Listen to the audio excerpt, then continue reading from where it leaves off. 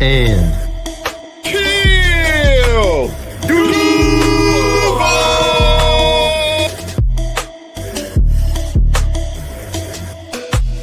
You know what it is, man. You're locked into Third and Teal where they keep it real. And if you don't know, you're going to learn today. Third and Teal, baby, and I'm out. Let's go. Third and Teal. What up, y'all? Duval, baby. Hey. Got Trevor back in the building. And Eric, of course. What's going on, gentlemen? Oh, we here with receipts today. That's all today going to be about for me. I'm going to be honest. What's going on, Robert? Yeah, we're back. That's going to be nothing about receipts for Trevor today. That's what I'm talking about. Yes, All sir. right. Yes, sir. Okay. I'm going to sit back and enjoy the show. Trevor, how you doing? Glad to have you back. I'm doing great, man. I'm glad to be back. Seems like perfect timing. We got some shit to do. Eric? Yes, sir. Yes, sir. Hey, I'm here, man. I'm here. Ready to talk some more Jag football. And, yeah, I finally got over, our last game. So I'm good now.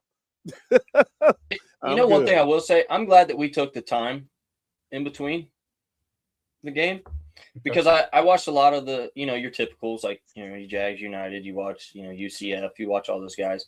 Mm-hmm. And not that I think that their opinions were swayed in any way, but you could feel the emotion from the loss in them. Yeah. I don't want that in my breakdown of the game, because I feel like there was a lot of things in the game that went both ways. I feel like there was a lot of things in the game that were one-sided, and I feel like that was a very winnable game, and I felt like we did enough to win it.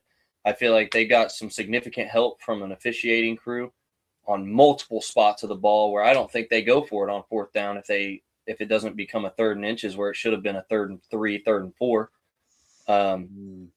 There's a lot of things in that game. I mean, I was there, bro. Like, I'm seeing this shit right in front of me. So all this stuff where people are on TV and, they go to commercial break while they're figuring out, I'm watching them literally walk the ball forward 2 yards. They did it multiple times. Like, this is not something that happened once or twice. This was time and time again. So, there's a lot of things. And then, the last play of the game, for like a short summary before we dive off into everything and break it all down. Like, Jacoby Myers, if that guy touched him anymore, he would have had charges for sexual assault. Damn. Like, brother was hugging him around the waist, pulling him back in, was over top of the arm before the ball arrived. Like, all of the things that are no-nos, he committed. Every one of them. No call. However, I would like to start the day rewinding to before the game. Our last episode that I unfortunately had to miss. I have 1, 2, 3, 4, 5, 6, 7, 8, 9, 10, 11, 12, 13, 14, 15 people who have talked reckless with no sense of direction. So, Mike P, 38-13, at 8 minutes 45 seconds when he time-stamped it. He said, if you don't know the starting quarterback, corners are for the team you are about to face in a playoff matchup in a couple of days, especially when one of them is one of the better corners in the league. Then consider your podcast Football Chit Chat. The one you were describing is either Maxwell Hairston, who didn't play, or Tre'Davious White, who is arguably mid at best. So one of the better corners in the league. I would like to know where. Show me where. I will wait. And I really hope you come back to respond to your comment, because that one right there is some crazy shit. Won't. Because I'll tell you this, between the two gentlemen that are here in my absence as well, like, these two gentlemen watch more film, watch more football, talk more football than you could ever conceive the notion of consuming. You have no idea the amount of time that we all put into football study. But when you're a team-specific podcast, this is a weird idea, and I'm just going to throw it out there, but you might just focus on your team. Wow. What a fucking concept. It's not like this is Third and Long where we cover every team in the NFL and we talk to everyone that comes on. So we are a Jags podcast. Mr. Tre'Davious White, the top corner he may be referring to, Mm-hmm. He is 44th in pass breakups. So if you're considered one of the best, you're top 10 to me, right? At least top 6, right? At least top 16. Yeah, you got to be top half of the league. He is 36th in interceptions with 1. Buster Brown had 5 times as many interceptions, or 4 times as many interceptions as Travis. Are you telling me that my backup safety Antonio Johnson has more interceptions? Yep. Wow. He was. That was really it. Passer rating allowed. He's 102nd. Damn. You're worse than the league. You're worse than the whole league almost 3 times over. Yards per reception, 11.7. Wow, guaranteed first down every time you throw receptions allowed, 20. And he played you managed to get numbers that high on 20 targets? You're fucking trash. Yep. All right. Yep. Top corner, everybody. Well, I will say 100% how nice it is to be able to say you're a bum. He was ranked the 56th corner according to PFF. Next person, Johnny Rickshaw, 1. His profile picture is Josh Allen. He says first round exit. How's it feel to be a second round exit exclusively at the hands of your oh so beloved quarterback? You fucking bum. Take your dog shit ass team to Cancun with the rest of us. Ha! Trevor threw a pick to end the game. You know who really threw a pick to end the game? Yeah, who really threw the pick? And for the people that want to argue and be like, oh, it's a bad call. Even if it is, which it's not, you clearly don't know if you go back and you watch it slowly and you read the definition of possession to catch, it is hard to dispute it. It would have to be clear evidence to overturn the call. The reason they went with interception is because the ruling on the field was an interception to begin with. And there's not enough evidence to overturn it. So, but if you want to talk about final plays of the game, changing something, oh my God, hold on, brother. Do I have something for you? Hold, please. I have something for you. Let's look at this. Ball is not in hands yet. Look at where the arm is. Look at where his other arm is. This is from the backside angle. Now, he's been holding that hip since before Jacoby went up. That is how he regained space because he was beat by 2 steps off the corner break. So, if you want to talk about final plays of the game, ruining somebody's season, how's your karma, bitch? That's tough. So, see you in Cancun, pal. I know you guys are on the way. Safe travels. This dude's name is Lightning Bear 33. Absolutely no respect for the Jags players, organization, or fan base. Glad y'all got beat. You know, I'm be completely honest with you, bro. I expect nothing less from someone with the name and profile picture of this account. I'll show you guys. You guys have to see this, okay? This is phenomenal stuff here. I hope it zooms in enough you guys can see it. Lightning Bear. Lightning Bear. He's a furry. Yeah. He's a furry. Good news for you, bro. We don't give a fuck who you respect. That's cool. All right. Oh, no. A guy who isn't a fan of our team doesn't like our podcast. I know, right? Rats. The audience we were going for. Oh, no. A Buffalo fan. His name is In Chan, 4679. He timestamped 20 minutes, 34 seconds. One of you, Eric or Isaiah, allegedly said, we're going to take this one without a doubt. And they said that did not age well at all. Well, let's go back and look at the game, shall we? Because we were taking the game. You got handed multiple spots. Spots. You know what's really funny? The Bills fans love to say all the time. You know, Josh Allen, Drew Brees are the only 2 quarterbacks in NFL history to throw 2 go-ahead touchdowns in the 4th quarter in the playoffs. Oh, wait. And Trevor Lawrence. Yep. But that was only an excuse before Trevor Lawrence did it. Against you guys, by the way. Against them. But now that he did it, it's different. And let's talk about this Superman quarterback run where, forward progress was stopped and then they didn't blow it and they just picked him up and carried him 10 more yards. Yeah. We'll talk about that. No, I didn't fucking think so. Because you go to Denver where the refs are not on your side and you get fucking belted. Get fucked. Anyway, guy comments on his comment. His name is Gino Lombardi 1250. He said these guys need to not quit their day job. Good news for you, buddy. We do this for the fun of it. However, yes, I hope you didn't quit your day job this weekend, pal, because now you are fucking jobless. Welcome to Cancun. All right. This dude's name, Warrior Mindsets. He said, hold this L. Oh, we All right. lost. Cool. Okay. Wow. Big deal. Two of our guys are in It's funny that that one guy timestamped the 21 minutes or whatever. Mm-hmm. And but he conveniently left out the part right then and right there, basically, where Eric said it first. Even if we do go out and lose this game, which is a chance, this is still a phenomenal season and a great thing to build on that no one expected us to do, and I agreed with him. But of course, he leaves that part out. Of course. John McCall, 5576 says maybe the league should look into the Jags' dirty hits. Mike P 3813 said looks like they did a little bit. What dirty hits? What I saw was a Bills team that was scared to get hit in the fucking face, and they got hit in the fucking face. Josh Allen was cowering from those fucking hits against Jacksonville. He was a whole different animal when he went to Denver. He was running into people. In Jacksonville, that motherfucker was avoiding hits. Yep. Because we came to play. Josh Allen doesn't slide. He slid against us. Yeah, he did. And look, did we lose the game? Yep, we did. Do I think it was fair and square? No, I don't. But we didn't do enough. We didn't make enough plays to win the game. And that's just what it is. Okay? Sucks to suck. We'll build on it. We'll come back next year. You guys have the almighty Josh Allen, the MVP, the reigning MVP. This is supposed to be his year. And yet again, you still can't fucking make it. I would much rather be us than be you, because you just got your coach fired. Your whole organization just came out and shit on every player on the roster, essentially. And you essentially told us that no matter what roster you have or who it is in the playoffs, you can't fucking do it.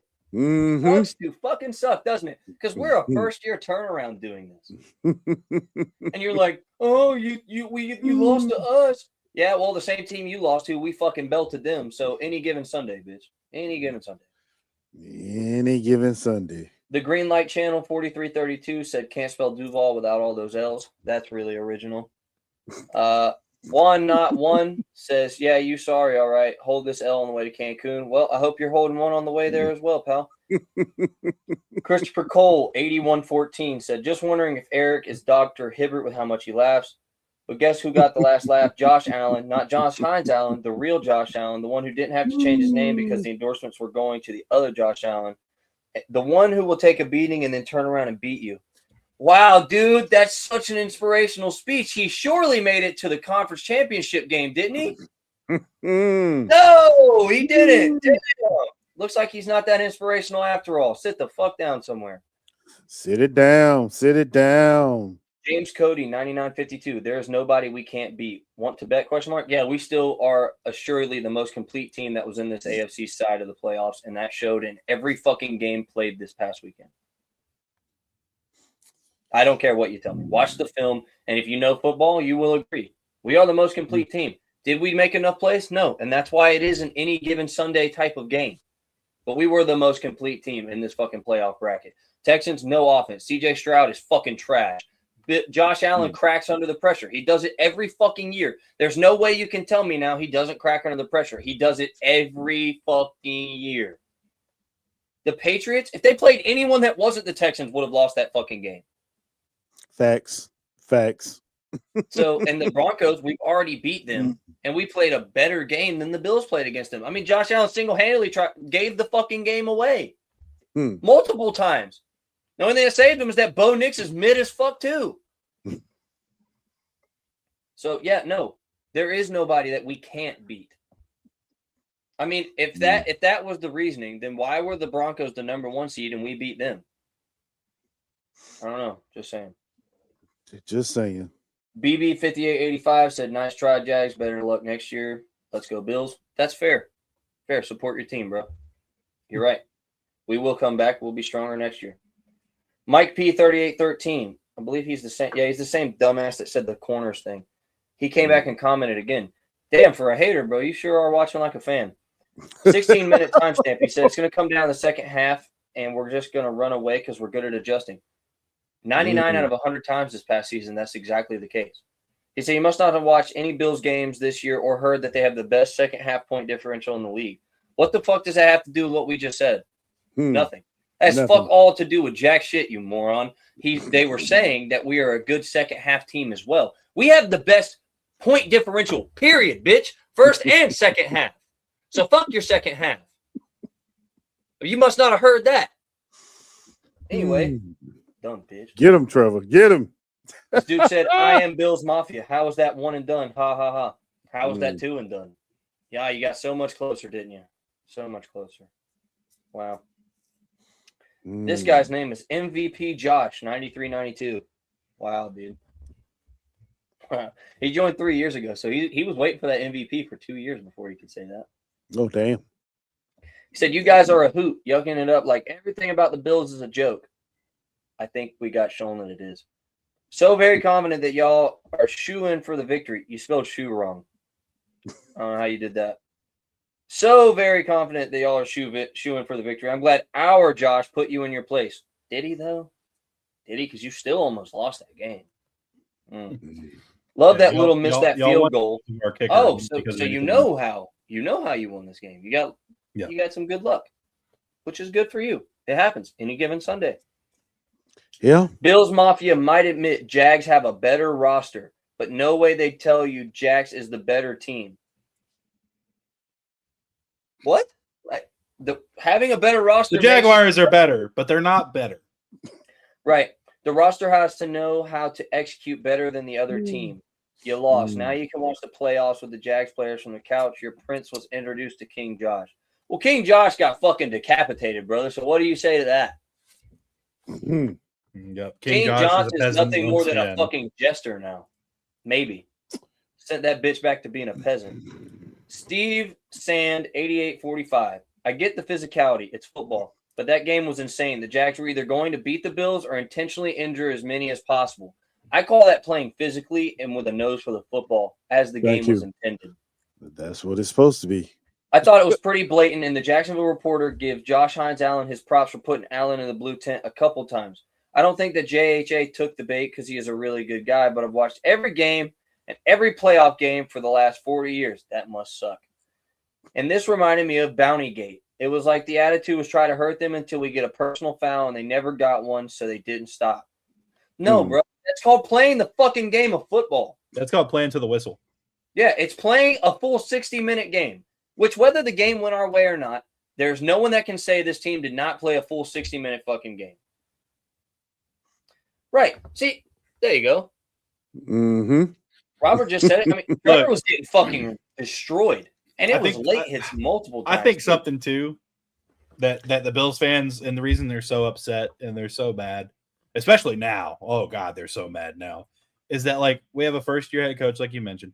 Trevor Lawrence played his best football he's ever played.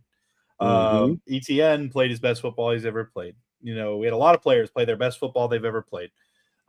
We have Travis Hunter coming back next year. We still have a draft. We still have an offseason. We have a lot to look forward to. They don't really have a lot to look forward to. They have their organization. They're finding out how shitty their ownership is, how shitty their GM is. Their team's falling apart. They're going to lose more players. They're potentially trading Keon Coleman, who they just drafted in the first round. It's got to be a depressing time to be a Bills fan. Yeah, I mean, they know. Yeah, they know. They know. They're upset because they know that their time's coming to an end and ours is starting, and they know that King Josh is going to be the king of selling cars here soon because the Bills just aren't going to put anything around him. Yeah, I mean, it's been shown multiple times. Seems like every year they have less talent around him. Multiple. And more excuses. Yeah. You know what's crazy? So they use is talking that much shit, not knowing what you're going to do in the next round. That's crazy to me.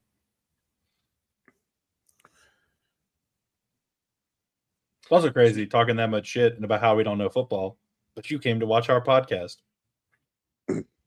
Yeah. I commented to one guy at some point. I was like, remember who came to watch who? I'm done here. All I'm saying is I want you guys to know that I'm personally responding to every one of those comments with responded in latest videos so that they have to come back and know that we addressed all of these. What you got, Eric? I heard you were saying something. What you got? Nothing. Obviously, they forgot. They was talking about how Cook was going to run all over our defense. Yep. What he finished with? 15 rushes for 46 yards. That was about that running. Yeah, how about that? How about that for your number one rusher in the league? We're going to run all over you. Yeah. Number one. Number one. Yep. Josh Allen had 33, and that was on the he only had 33 yards. It just reminds me that tush push at the end of the game that they got for like the 10-yard tush push or whatever. Oh man. Well, it reminds me of the Jalen Hurts one where he tried to turn in the pocket and got stripped, but they blew the play dead because forward momentum was stopped, even though he was still moving. But then Josh Hines Allen gets stood straight up, and then his linemen pick him up, and they just don't blow the whistle, and they just let him keep going. Whereas every other play, every other quarterback, they would have blown it dead by then. I could have swore there was a rule against picking the play up and taking him forward like there that. Is. But no, there ain't no swearing. There is. Oh, they okay. just ignore. No, there absolutely is. You cannot pick them up to carry them for the progress. You're not even really supposed to be able to push the back. Right. Yeah, they changed that a couple years ago because originally you couldn't push them, but now you can. But look, you look at I was telling somebody this last week. I said, if you look at the box score, everything is even except for the first quarter, where the Bills won 3-0. And that's only because we went for it on the fourth down play. Yep. And that was it. But if Cam hits the field goal at the end of the half, we're even again. You know what I mean? So you really counted that 6 points we left on the board easily. I mean, I was about to say. Easily. I mean, if we get those 6 points, we win the game. Yeah, exactly. You know, I mean, that's what people are over here acting like. Oh, it's Trevor. Oh, it's. I mean, realistically, and nothing against Liam. Like Liam coached a good game. He's a first-time head coach. Right, he's a rookie head coach in the playoffs. You take your points, man. Like next year, if we're in that situation, he's kicking it. Right, exactly. I would like to say Ben Johnson made the same fucking mistake. Same fucking result. 2 rookie head coaches that had a phenomenal year, phenomenal turnaround, have done some really amazing things, and are going to build really well into the next year. Made 2 rookie coach mistakes. You take your points in the playoffs. Yeah. And on the last play, if damn Walker Little could block half decently, I think Parker Washington catches the pass for a touchdown. I completely agree. But see, people want to keep pointing out the Parker Washington open. You have to have time and room to step into that throw. Right. Because he wasn't open until after Trevor threw the football. Right. Yeah, Trevor threw the ball, and that's what pulled the safety. Nobody's talking about that because he wasn't open until after the ball was thrown. Right. Exactly. So it's ridiculous. And with more time, I think he runs past him. Yeah, because Bosa had the problem was Bosa split Little and Cleveland. Was it Cleveland on that side? Yeah, Little and Cleveland, and was right there in Trevor's face. So Trevor had to get rid of it. Because remember, we didn't have any timeouts left, so Walker Little was a problem from the first fucking snap. So no, we have Van Lanen in that game. We win that game, 100%. I completely agree. Yeah. I mean, that's something. The offense was bad because we were rushing. Because Walker Little is literally a fucking turnstile. I did say that everyone who played on the line this year will be back next year. Honestly, I really hope that that's a ruse. I really hope that he's just saying that not to scare people before he knows exactly what he's doing. Dude, yeah, we'll see. I'm gonna be really upset. I'm looking at Little being treated like Luke Faulkner. They're going to eventually trade him somewhere. Right now, the thing is, everybody's going to be back. But I think if they can get a draft choice for him, whether it's late round, they're going to move him. They're going to move him, and draft us a couple of young offensive linemen to go with the couple we drafted last year and slowly work them in. That's what I think. Cyclops say we tagging ETN. Are we tagging ETN? Well, I think. I'm going to be honest with you, man. Like, I don't think they want to tag ETN or Lloyd. I think if we're going to get them back, they want to pay them. They're not going to do it on the tag because it's going to be way more. Like, ETN on the tag is going to cost us more than what the deal should actually be worth for a year. Yeah, I think I saw an article where it says right now ETN, his worth would be like $6 million a year. Yeah. Something like that. Yeah. At that price, you can bring him back. You know what I mean? I think we should give him a full fucking contract, dude. Yeah. I think this is a perfect example of what we've talked about for the past year and a half now. NFL teams get too fucking cute. When a guy works his ass off and shows you he's worth the money, you give him the fucking money. Stop playing games with these people. Right. Right. And Devin Lloyd, I was the first one to tell you I didn't want him extended before he showed us he was worth it. He fucking did it. Give the man a 3-year deal. Doesn't mean you got to sign him to fucking 5. Give him a 3 and give him his fucking money. Mm-hmm. Because that man was running shit last year. That's true. ETN, same fucking thing. He's a 1,000-yard rusher. Was definitely the heart and soul of our offense for a solid 6-game stretch. So you give that man his fucking money. Because, as we have seen, Bayshaw's not ready for the 1 yet. He's good, but he's not ready. He is not ready to be the feature back yet. Still needs a little time. I don't know that I'd say that personally, but I don't think he's ready to be the feature back. I think he's ready for more workload and getting there, but I don't think he's quite there yet. His vision to me is not as good as ETN's yet. I think his main problem is his balance. I think his vision is great. That's what I was about to say. He can't keep his balance. I think horrible. I think with another year in the offseason with his coaching staff and he'll get it him together. I mean, I think he'll be fine, but like I wouldn't say that he's not ready for it. I'm not going to say I want him as the bell cow back as of right now, but I think like if ETN asks for $10+ million a year, you let him walk. I think that's too much. Yeah. You know, and not that I don't think that he is a good back, but I'd rather watch him go be good somewhere else for $10 million a year than him stay here and be good for $10 million a year, just because of our contract situation. And something I was thinking about with the Devin Lloyd situation is, do we pay Devin Lloyd with the anticipation that Foye probably won't get another contract from us? Because once Foye's gone, we don't have a veteran anymore. Gardeck is gone, so we'll probably give Gardeck a 1 or 2 year deal. I could see that. I don't know if they're going to bring Dewey back or not. I don't think they will. Unless he's dirt cheap. But yeah, I have to say it's got to be a team friendly deal. Like his last contract, he took a really team friendly deal. Like as long as I think he will deal, I'm fine with it. But like he loves Jacksonville. That's the thing is like he knows at this point he's a rotational / a backup, and I think once Ransaw comes back and we go through another draft, honestly, Antonio Johnson might have just played himself into a starting role for next year. I think so. I think that Ransaw and Johnson will probably be our starting 2 unless we get the opportunity to draft some superstar safety in the draft. Because we still got Murray. Murray played well enough that I'm still wanting him to play. See snaps, But yeah, I mean that's one thing too we got to think about if Ransaw comes back next year. So Dewey and who's the other one? I think Johnson's contract is up too, actually. Right. I don't think so. I don't think so. He was a 5th rounder, doesn't they? Normally get a 3-year deal, don't they? No, I think we got 1 more year with Johnson. I thought. Yeah. Check it out, Mr. Producer Man. I'm pulling. But I think he does have another year at least. Cap hit 2025. Right, Robert. You're right. He signed a 4-year. Okay, yeah. All right, next year. Let me make sure. Next year is his last year. Okay, yeah. So he'll be back. Dewey will walk unless he's dirt cheap, which he probably will be. He loves it here. Yeah.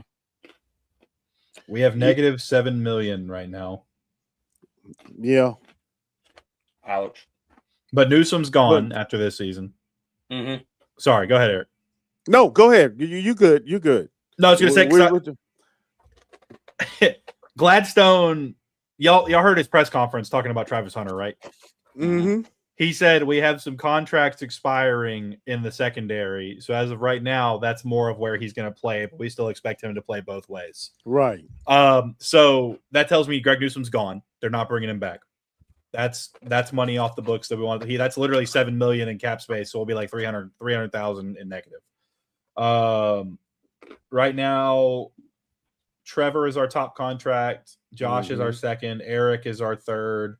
Foye is our 4th. Trayvon is our 5th. And then Mercari is our 6th. I really wouldn't be upset if Mercari was let go. I really wouldn't be upset with that.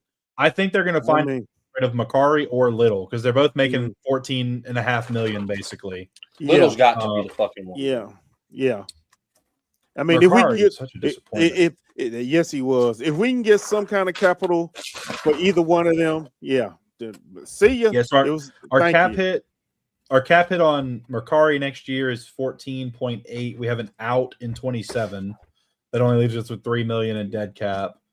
And then Walker Little is 14 and a half as our cap hit next year, and then an out in 27 with 4.6 in dead cap, almost 4.7. So they have basically the same contract. Van Lannen's got to get a new deal, or they already re-signed. No, they just re-signed him through 29. Yeah, that's right. They just paid him, and his is 20. Let's see. Cap hit is 5.2 next year, 19.2 the year after, and then 20.2 in 2028. But they have an out with only 2.4 after 2020 or in 2028. And then I'm trying to look, Johnny Munt and Hunter Long both are like a $3 million on the hook. Yeah, because we still carrying $44 million in dead cap from the people already. So I'm wondering how much of that falls off next year. Right. Actually, this is the 2026 roster. It says that dead cap is there. Okay, dead cap 19.5 for Tyson, 14.6 for Davis, 6.2 for Savage. And then we've got Foster, Jefferson, Tank Bigsby, Lacey, although those are all small. So mainly it's just Savage, Davis, and Tyson. And those are 2026 numbers. Right. And Saunders, who didn't even get to play, did he? Well, Saunders is super cheap. 1.8. So yeah, I'm not even seeing him on here. That's this year's cap hit. Right, that's this year, 2026. Yeah. No, I'm not seeing him on here. You're not? Look right under should be right under Savage. Yeah, I don't see him. I just see Foster. Okay. No. Got Saunders at 1.8, and then Foster at 398, 532. Are you on what website are you on? What was this? I'm on Spot Rack right now. Oh, okay. Over the cap. This was over the cap. Over the cap. Okay. Yeah. This was over the cap. Yeah. So either way, we carrying a lot of dead money anyway. So yeah. And I'm sure Trevor would restructure some of his contract if he they ask. I don't think they're gonna restructure Trevor though. I think they're gonna restructure Josh. I think they're gonna restructure Josh, or they'll restructure Eric. It's gotta be Josh and Eric and it's gotta be Josh and Eric. But it's got to be because you can't offload any more Trevor's money. It'll make it where like literally he'll be like 50% team cap in his back years. It'll be you'll essentially create a win right now or the window closes type of scenario. Yeah. Okay. I see that. How are they doing this? Because I think our window officially is open. Oh yeah. I think it's open. What you talking about, Isaiah? This is the Newsome contract. He's not on the team anymore, but he's going to be a hit of $7 million for us. But it looks like they split it up over 4 years at 1.763. But it's showing a full cap hit and a full dead cap of $7,052,093. I don't know. I think Newsome, they might bring him back if he. They might. I mean, what's going on, Devil Dog? What's up, Devil Dog? Hey. I mean, in his press conference, he did. Press conference, his interview, he did say he wanted to come back. So, he said he felt like with a full off season, he can do a lot better than what he did. I completely agree. Makes sense. I think something that we got to look at, and what's really going to decide this at the end of the day, is the new DB's coach has to come in and watch the film and say, yes, I want him, or no, I don't. Yeah. Because one thing this organization has showed us that they do care about what all the coaches say. And if a new DB coach comes in and says, I don't think that he's going to be the one to be our guy. And he says, I think Travis, if you give me 80% of snaps for Travis over here or 70, I've got the rest. I can figure it out. Now that you bring it up, And that also depends on who our coordinator is going to be. Is Camp Yeah, I was still just going to about be to there? say. Yeah, is Camp still going to be there? Or are we going to have a whole different coordinator? I think we're it's losing at very least one of them. possible. I think it's very possible that we get Udinski back because Udinski's only the real serious contender for the Browns job. Well, he's getting Britain for the Bills now. They just Yeah, I announced know. that earlier. Yeah, I know, but I don't think so. I think they're getting a little too sweet. They're thinking he was calling the show. Well, I think they scared off some candidates with the way their owner and their GM have been talking recklessly. Completely agree. Right. I think that's where a lot of it comes from. I think they're trying to save face now. Right. Hey, what's up, man? What's up? I don't want to lose Camp either. I want Camp back bad. But you know one thing I wish Campanile would do if he comes back this year? Just for the love of God. Such soft zone. Such soft zone. Like, look, I get to like wait for it to come to us idea. Right. And like play zone, that's cool. That's cool. But no, I ain't chilled none, bro. Ain't never. Never. Not possible. Hell no. Anyway, we just give too much. I think we give way too much. I think we could tighten up by like 5 yards and it'd be lethal. It'll be lethal. I agree with you, Trevor.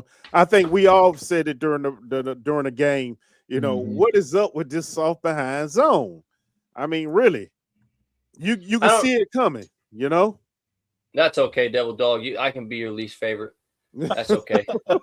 You're a Texans fan, bro. I think I prefer it that way. Anyway, Robert said Travis needs to be 100% as a CB and come in on third downs and red zone. I don't necessarily agree with that. I still think I do. You absolutely right. Arch nemesis, man. 100%. I think Travis needs to be on the field on the offense. Just not like now we need to do a better job next year of not over focalizing on him. Like he needs to be a focal point, but not the entire point because Parker Washington's that fucking good. BT had BT, I think, is going to be a lot better next year when he's not playing through injury and like recovering. But the whole offense became like we didn't need him to be everything anymore. So I think with that and Jacoby, we got to be careful not to fuck up the synergy going on there. Yeah. But Travis needs to be there. He is still the most electric playmaker with the ball in his hand. I will stand on that 100%. Parker Washington is a very close second. But Travis Hunter is the most electric player on this team with the football in his hands. Well, I think what they'll do, they'll have some special packages just for Travis. But in order, if say we let Newsom walk, right? Travis is going to have to be on one of them corners. I'm sorry, he's just going to have to be on one of those corners, and his majority of his focus is going to have to be there, unless Buster, they bring Buster back and they put Jarring out there. But then again, you're still not utilizing one of your best players on the team, which is somewhere he really excels at. So I would say put him out there on one of the corners, have special packages for him on offense, like they used to do Dion back in the day. And just work him in because we're going to have to go and get a receiver anyway. We still need another receiver. De'Ami Brown is gone. See what I'm saying? Yeah, he's definitely not getting re-signed. Yeah, De'Ami Brown is gone. So, we need that's what we're going to have to do. I agree. I agree. He definitely needs to be focal defense, but I don't think he needs to be like a third and down and red zone guy. No. Yeah, he needs more work than that, but I do agree. He needs to be a full-time starter on defense and maybe like a 40% of offensive snaps. Like maybe the amount of snaps you'd see from like more than what we got from Tim, but less than what we're getting from full-time starter. Like right. He needs to be somewhere in there. Do we bring Tim back? No, I wouldn't. Okay. No. I mean, fuck. He fucked up as many plays as he actually made. Like, I know he made some pretty good ones, but, like, at the same time, he fucked up that many plays also. So, like, it is what it is. Like, and even then, you can produce 1 million receivers that give you the production level he does. So, yeah. And with Travis coming back, Travis can play his role and get more. So, good point. Yeah, absolutely not. There's a player, Cephas. I've been very disappointed, man. I don't know why he hasn't been able to get on the field, well, because of the injuries or what have you. But I think his window is gone now. I don't know. I think he's got one more. You think so? I think he's got one more. Yeah, I think so. I think because if anybody's going to realize the asset, like in the skill set that guy has, it's going to be Liam. And I think they do realize it. I think that's why they went ahead and let him go on injury instead of just letting him go. Like, they didn't want him to go to another team. We don't want you holding a roster spot with the way you are. You know what I mean? So, like, right. That's clearly showing, like, dude, we really want you to show something. And I think he was showing something. He was impressing from what all the reports were until he got hurt. Like, he was impressing really well. That is true. That is true. I mean, that's very true. I think for 100%, if he comes out and has a strong camp and the injury is healed, he's 100%. I think there's no ifs, ands, or buts he'll earn a roster spot. Okay. I think he could earn that spot that Tim Patrick potentially voids, or even De'Ami Brown, to be completely honest with you. Right. Okay. Because he is a speedster. That's what he is. I mean. Yeah. He's got to get on the field, man. He has to get on the field. I agree. You know, yeah. I agree. But you know what? I can't stand the people that are out here honestly suggesting that we shouldn't offer Dennis Gardeck at least something. Man, if we can bring Gardeck back, bring him back. I completely agree. Yeah, bring him back. Only a couple million, $2-3 million a season. Yeah, he's probably going to command a little more than that. But I just think that our focus should be on younger guys, especially with the emergence of like BJ Green and Danny Strigow. We don't really need the depth as much at edge like we used to, like desperately need. So him at linebacker, especially, if we lose Devin, that's going to be pivotal. Right. Yep. And I don't think that Jack Kaiser progressed the way they wanted him to. Right. I agree with that as well. Yeah. So, no, I agree. And I don't think Campanelli is going to use Ventrell the same way we saw Ventrell last year. Like, even like the year before last, I think Ventrell still got a really good chance to become just like an off-ball blitzer, but that's really all they're ever going to use him as, I think. I don't think they're ever going to let him, like, fully bloom into that pass coverage linebacker. Whether that be because they're not letting him or because he's not capable, I don't know. But I think we've seen enough snaps now that he is what he is, which is a very exciting heat-seeking missile, but that's really about the extent of it. So Gardeck to be able to play both, yeah. Yeah, you gotta pay Gardeck. Yeah, you gotta pay Gardeck. You gotta pay Gardeck. You gotta pay Monteric. You gotta pay Devin. You gotta pay Travis. Everybody else is question marks. I think those four are your we absolutely got to figure out a way to do this. I don't know how we're gonna do it. Whether it be franchise tag, whether it be working out restructures and then pay. I don't know how you figure it out, and that's why I'm not a fucking GM. Right. With that being said, those are your four targets. And we're not going to be active in free agency. But that's the thing, though. We're in a position where we don't need it. We have a team right now that is a contending team. This team, I do 100% believe, could go out and beat any fucking team on a field. No ifs, ands, or buts. If they show up and they play a full game and we got it clicking on both sides, it's over. And Robert's right. Ventrell fucked up some big plays. You're right. They gave him the opportunities. That's what I'm saying. Like they did give him some opportunities this year. You saw him out there for a whole drive or two, once or twice, and he just seemed to keep getting eaten up on those 5-yard outs and those fucking short ends, stuff like that. He's just not good in coverage. Yeah, he's not good in coverage at all. So I think by seeing that, that's where you end up with the importance of a Dennis Gardeck. Right. You can't get no arguments out of me on that one at all. I think, honestly, I'm going to be completely honest, and I will stand on this. I think Josh Allen should be a trade target or a trade piece. I'm not saying that you absolutely do it, but I'd stick him on the fucking block. If anybody's willing to eat most of the contract, you can fucking have him, dude. Yeah, that's going to be the issue is the contract. I don't think people are going to be willing to take that big of a hit, and then, we'd have so much dead cap after that. Yeah, I mean, give us something in return. Like maybe we take some fucking dog shit player and split that and then offload the dead cap through that way because they do that a lot. Y'all hear that insane 2 first-round picks and Trayvon included trade proposition for Crosby? Hell no. Yeah, that's not happening. Yeah, that's not going to happen. That's not fucking happening.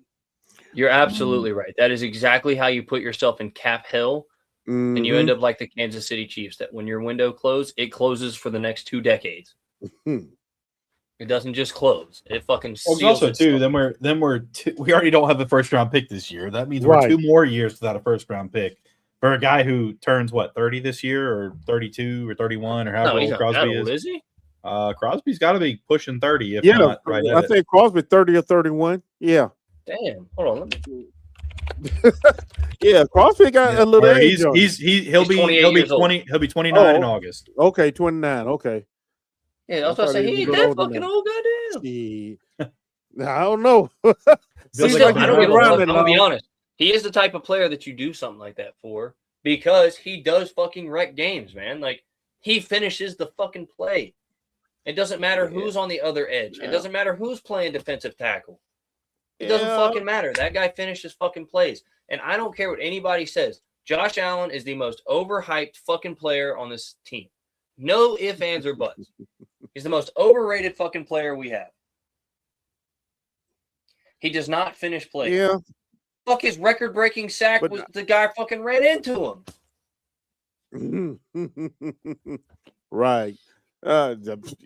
BTJ for Max and Walker inside at 300 like Georgia dominating guards. Go dog. Oh, go Lord. Well, we saw that happen when Walker put on weight, and it wasn't anything better than what we were getting when he had it off. Right. I whatever weight he played at this year is a good weight for him because he did not play good. Yeah. Him not staying healthy was the only reason he didn't have a better year. No, trading BTJ I think is bad move. You don't want to do that. You don't want to do that. No, because that's the thing, bro. We just got to where they can't focus on one receiver. All of our receivers are weapons.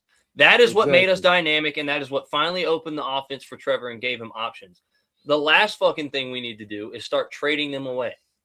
Also, to a full offseason, like another full offseason with this staff, BTJ could really figure it out. And then we've got the underneath stuff with Parker because you can't – teams have learned at this point, you can't ignore Jacoby and you can't ignore Parker.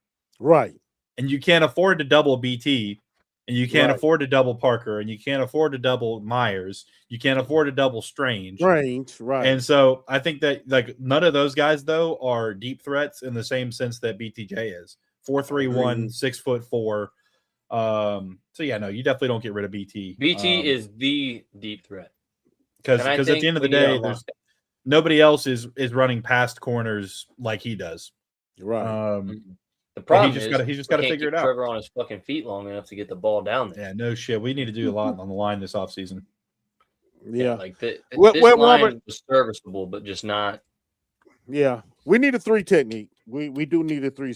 Eric Armstead, he's getting long, injury prone. I just want to know where the fuck he went in the playoffs. Yeah, he played great for the first 6 weeks. And then I just want to know where the fuck he went. Mason Smith, I don't know what's going on with that young man, but he's been a big disappointment this year as well.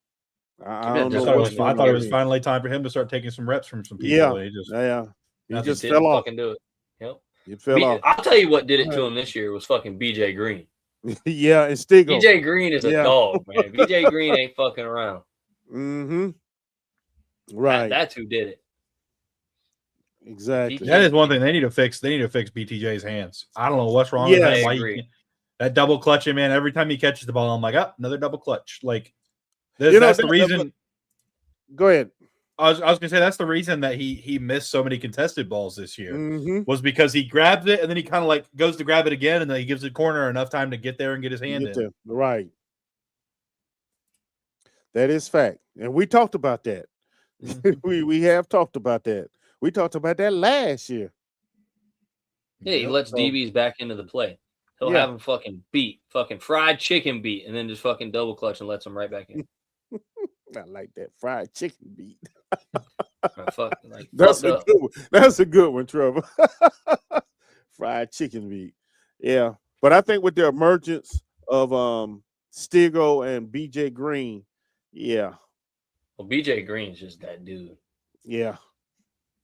I like him. I really like BJ Green a lot. I completely agree, William, because I don't think he double clutched even the same as we saw this year in his rookie year.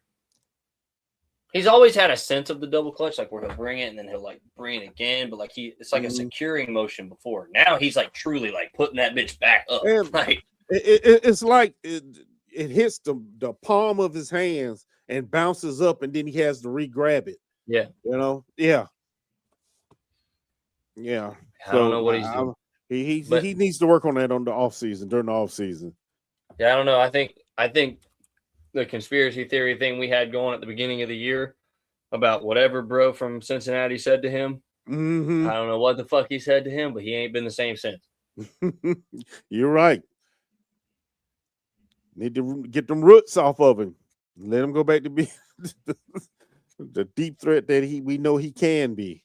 And that's the thing, though. I mean, fuck, he went out and fucking destroyed the Colts. I love it. He always shows up for the Colts in Jacksonville. Love that. He's making that a fucking reoccurring theme. It don't matter, boy. Let the Colts come to Jacksonville. They get fucked on. It's over. He's about to head top him every time. Well, that's all I got, man. Well, I'm finna ask this question. If Camp is gone, who y'all want to see as the DC? I'm gonna be honest with you. I haven't even started to think about it. Okay. I thought I was the only one. I don't know, man. That's a tough one. That's really tough because I've been trying to avoid thinking about that.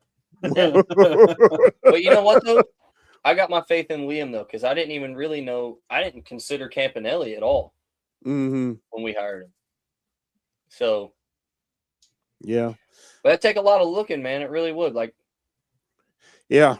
We're a good enough team that we could steal someone else's really good coordinator. Hey, we got a new DB coach. I had never heard of that guy. And all of a sudden, he is. So, yeah.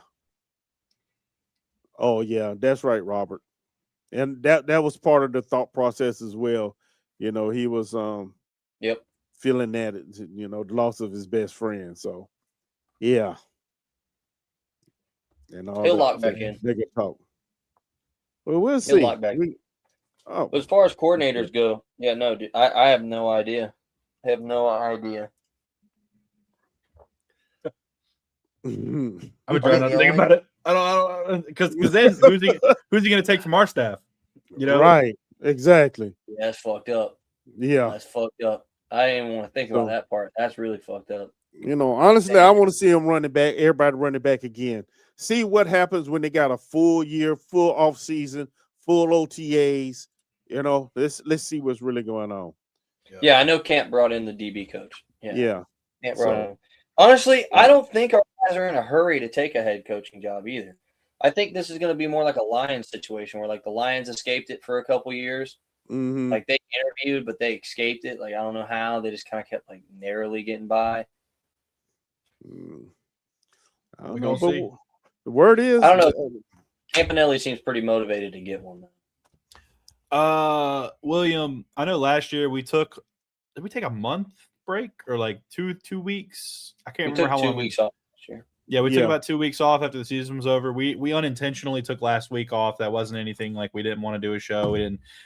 Schedules didn't work out. But we'll probably do a 2 week break ish. We'll figure that out and we'll tell you guys after our last show. Normally we do it right after the Super Bowl. And then we come back and it'll be the same pretty much. We'll just do once a week.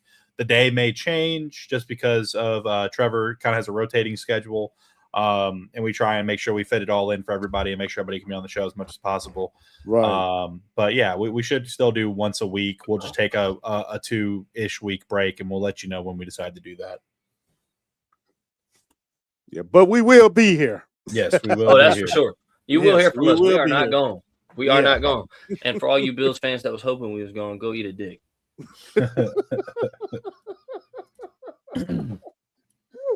Oh man, that's a good one. Well, yeah. I guess we're going to end it on. Yeah, I can see Campan. Yeah, I think Baltimore would be a good fit for Campanelli. Honestly, they just hired a guy already. Oh, did they?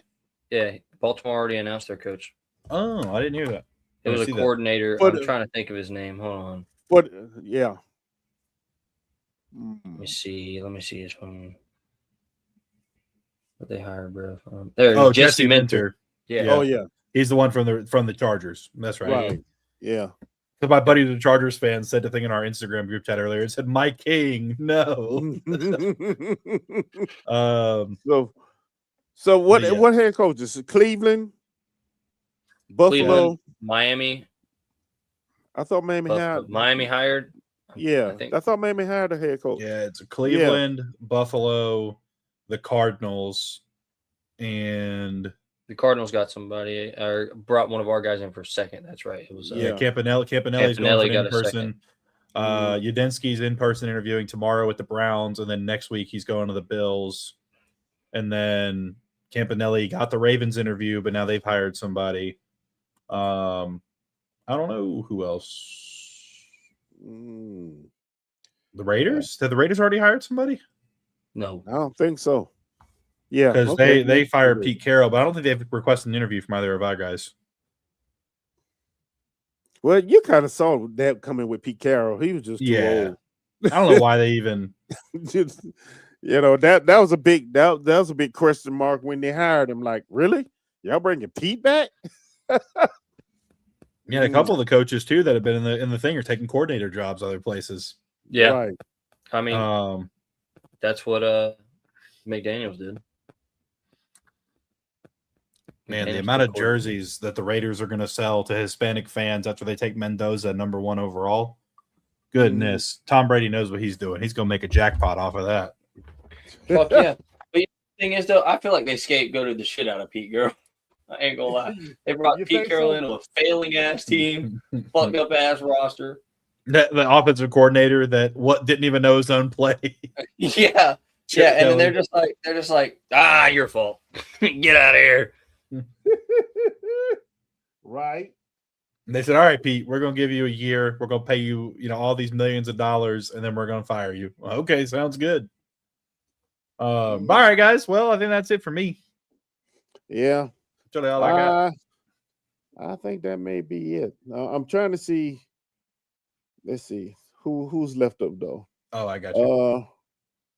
Let's see what we got. Baltimore.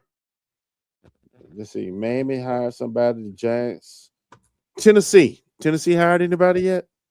Yeah, they hired Robert Saleh. Oh yeah, Robert Saleh. Yeah. The Raiders, the Cardinals, Atlanta already hired somebody. So okay. Arizona, the Raiders, and Cleveland, I guess. Why are they apologizing to CJ Stroud? They don't apologize to Trevor when they fucking smash him on the fucking mainstream media. I don't know who apologizing to him. Dan Orlovsky's soft ass. All these different Ryan Clark went on a monologue about how, oh yeah, he had a terrible game, but that young man's going to be just fine, and this, that, and the other, and blah blah. And he's like blaming everything else, and it's like if Ryan Clark doesn't have bad takes, he has nothing. Well, Dan Orlovsky said Houston wins that game with 31 other quarterbacks. Thank you. And he's right. True. He's right. Yeah, he is. He's absolutely right. He then comes back and says that comment was crossing the line. He said, I want to publicly apologize to CJ Stroud. I crossed the line. I've been called out on it. I shouldn't have done it. Full stop. That wasn't cool of me. And honestly, if it wasn't for the defense in the Pittsburgh game, they would have lost that one. Mm-hmm. I mean, let's be real. So, yeah, he's right. CJ's been abysmal. So, okay. Yeah. Well, boys. But well, it's good to be back. Yes, it's sir. Great to be back. It's great to be is. back. Even though we're taking a break in a couple of weeks, it's great to be back for now. We're gonna keep on coming to y'all talking about Jaguars news. And yeah, we're gonna do that shit. Dude, Curtis is pissed about Stroud. Like he was like, after having time to settle on it and think on it, I'm glad we didn't do it yesterday. I still think CJ Stroud should be on another team next year. Yes. Blah, blah, blah. I'm like, okay, so you were in your perfect mind yesterday when you said all that. Yeah. No, dude, CJ really had that man ready to put him in a fucking Jets uniform. He said it should be illegal to draft Ohio State quarterbacks. Yeah. Yeah, Curtis was not happy about that. No, he was not happy.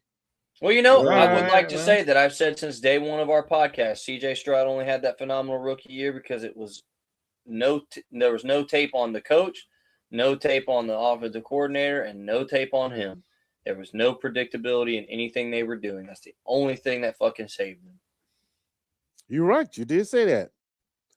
And You then these did say past that. 2 years have done nothing but show that I was absolutely right. He fucking folds under pressure, and once you know that he loves his fucking checkdowns and he's a fucking seam merchant, it's over. Yep. Exactly. Absolute cinema. Absolute cinema. Fucking love it. I fucking hate CJ Stroud. Hell yeah, dude. And you know what? That was all I overstood here. Fuck you guys. I hope this thing's extra hard because CJ's butt cheeks. No. All right, boys. We're going to end it here. Y'all All have a right. good night. Fuck the Titans. Hey, fuck thank the y'all Texans, for fuck the y'all for Colts. coming in. Subscribe. Yep. Share the show. And We appreciate we'll see y'all y'all. next. Oh, and by the way, we still the champs of this bitch. We all in Cancun, but we got a title and you don't. Yep. That part right there, what Trevor just said. Get Yep. fucked. Y'all have a good one. Peace. All right. Peace.